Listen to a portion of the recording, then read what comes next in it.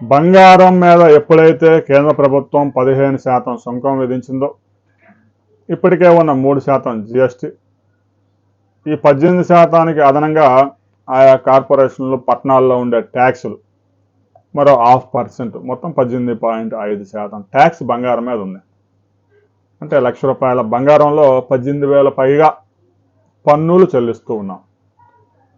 దీంతో బంగారం స్మగ్లింగ్ మరొకసారి పెద్ద ఎత్తున మొదలైపోయింది. అంటే విదేశాల నుంచి 1 కేజీ బంగారం పట్టుకొస్తే దాదాపు ₹25,00,000 ట్యాక్స్ వాడికి ప్రాఫిట్. దీంతో పెద్ద ఎత్తున స్మగ్లింగ్కి తెరలేసింది. తాజాగా అస్సాంలో 37 కేజీల ప్యూర్ గోల్డ్ని పోలీసులు స్వాధీనం చేసుకున్నారు. విమానాల్లో వస్తే ఎయిర్పోర్ట్లో చెకింగ్ యంత్రాలతో చెకింగ్ చేస్తూ ఉన్నారు. ఏమాత్రం 10 గ్రాములు ఉన్నా కూడా యంత్రం అరుస్తూ ఉంది. తీసుకురావడం అవట్లేదు, సాధ్యం కావడం లేదు. మెల్ల వేసుకురావడం కూడా ఇష్టం వచ్చినట్టు వేసుకోవడానికి లేదు. పురుషులు అయితే 10 గ్రాములు, మహిళలు అయితే 40 గ్రాములు లిమిట్స్ ఉన్నాయి. ఇష్టం వచ్చినట్టు మేము బంగారం మెన్నిండా వేసుకొస్తామంటే సాధ్యం కాదు. దీంతో బంగారాన్ని విమానాశ్రయాల ద్వారా తరలించడం సాధ్యం కాదు. ఇక షిప్పింగ్లో వేస్తే ఆ బంగారం చేరుతుందో లేదో కూడా అనుమానం.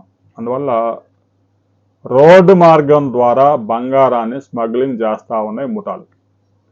మనకి ఆ బంగ్లాదేశ్, ఆ బర్మా, ఇక ఇటు ఒకవైపు చైనా, ఆయా దేశాలు, నేపాలు, ఆ దేశాలతో మనకి సరిహద్దులు, భూ సరిహద్దులు ఉన్నాయి కాబట్టి ఆ ప్రాంతాల్లో, ఆ దేశాల్లో విమానాశ్రయాల నుంచి, అక్కడి నుంచి బంగారాన్ని నేరుగా రోడ్డు మార్గాల ద్వారా, అటవీ మార్గాల ద్వారా, రహస్య ప్రాంతాల ద్వారా అంతర్జాతీయ ముఠాలు దేశంలోకి బంగారాన్ని తీసుకొస్తూ ఉన్నాయి.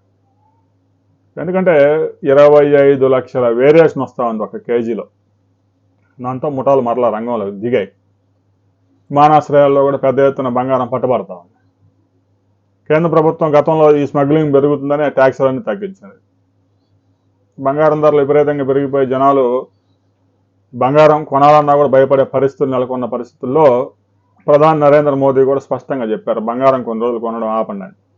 సరే, బంగారం దిగుమతులు అయితే ప్రస్తుతానికి అధికారికంగా తగ్గాయి, కానీ స్మగుల్డ్ బంగారం పెరిగింది అనే విషయాన్ని అస్సాం ఘటన రుజువు చేస్తూ ఉంది. బంగారం మీద పెద్ద ఎత్తున పన్నులు వేస్తే ఎలాంటి ప్రభావం ఉంటుంది అనే దానికి ఇది ఉదాహరణ. రాబోయే రోజుల్లో కూడా కేంద్ర ప్రభుత్వం ట్యాక్సులు కనుక తగ్గించకపోతే స్మగ్లింగ్ పెద్ద ఎత్తున పెరిగిపోయే ప్రమాదం ఉంది. దీనికి సంబంధించి ప్రతి ఒక్కరు మీ అభిప్రాయాలు కూడా కామెంట్ చేయండి.